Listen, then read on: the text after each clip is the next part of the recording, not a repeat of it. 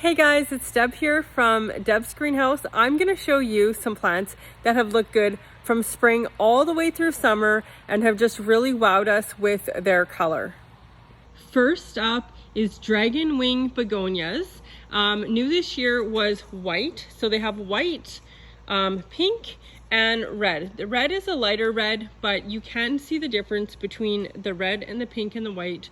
These are outstanding if you're looking for a plant that just blooms, goes in sun or shade, looks good.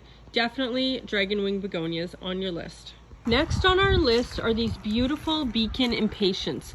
These are actually the Vicky Envy Kit mix, and I have been so impressed with the color on these Impatiens. We had a terrible storm last night, and you can see there's a few blooms fell on the ground, but most of them remained on the plant itself.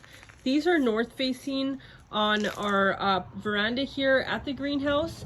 They do fantastic on the north side. So if you're looking for something for shade, these Beacon Impatiens have wowed us all summer long. For the most part, petunias have been really outstanding. The only trouble we had with petunias were some pots that did not have drainage. This flower tower did unbelievable. So definitely petunias are just a really great showstopper. San Vitalia is a tiny little plant covered in yellow button flowers. This has looked outstanding from spring all the way through summer.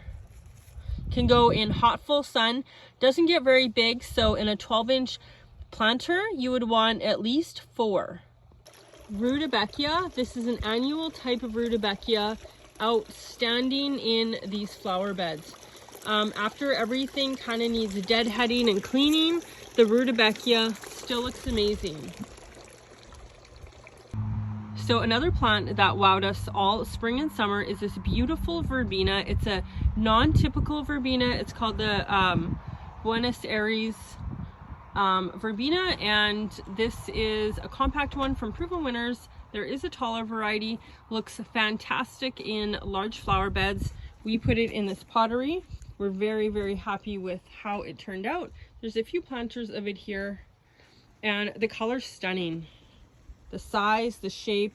This got a torrential downpour last night in a wicked storm, and it doesn't fall over. It's really strong.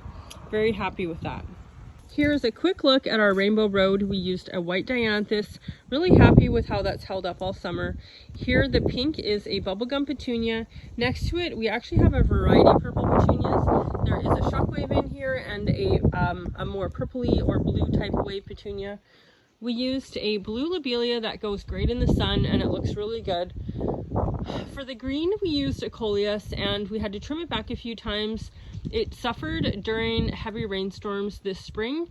Coleus is temperamental about its watering, so I wouldn't put it in a flower bed again in this situation where we couldn't control the water.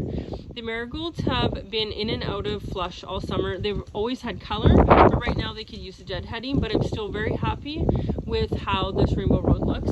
For the red, at first we tried a petunia, and it didn't do very well initially. It got planted right after a bad rainstorm.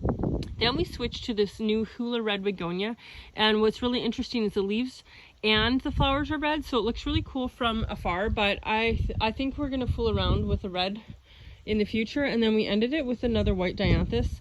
All in all, I'm happy with the overall look, but it's something we're going to keep playing with. We've really enjoyed having this spot of rainbow here.